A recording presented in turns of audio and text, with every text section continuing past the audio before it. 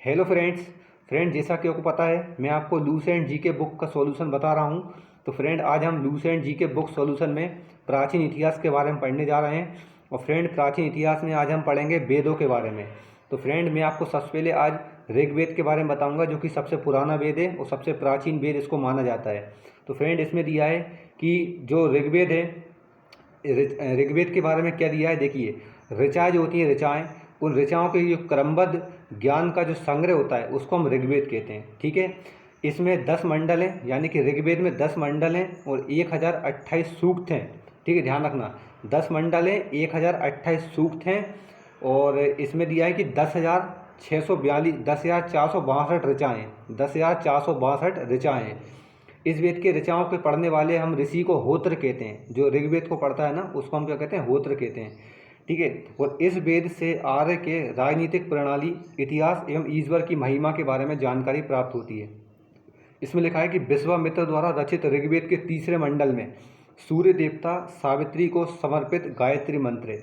यानी कि जो ऋग्वेद का तीसरा मंडल है, इसमें गायत्री मंत्र के बारे में बताया गया कि जो कि सूर्य देवता को समर्पित है।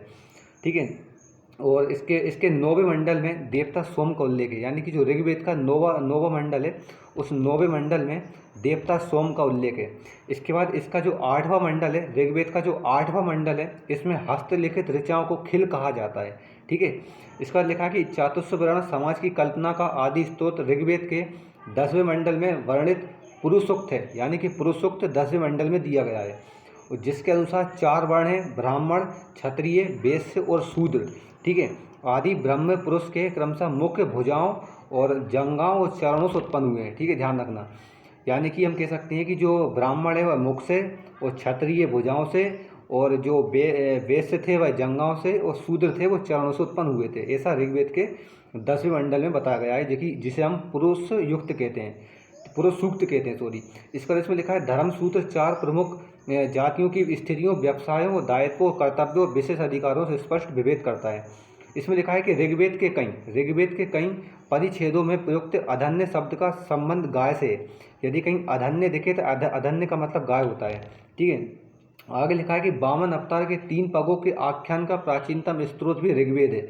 ठीक है, जिसमें हमने सुना है कि भगवान विष्णु ने वामन अवतार में 3 पगों में पृथ्वी को नाप लिया था, वो भी ऋग्वेद में बताया गया है। ठीक है, ऋग्वेद में इंद्र के लिए 250 तथा अग्नि के लिए 200 ऋचाओं की रचना की गई। प्राचीन इतिहास के साधन के रूप में वैदिक साहित्य में ऋग्वेद के बाद शतपथ ब्राह्मण का स्थान है। और फ्रेंड मैं आपको बता देता हूँ, जो ऋग्वेद का उपवेद कोई है तो वो है आयुर्वेद। ऋग्वेद का उपवेद आयुर्वेद है। Thanks for watching.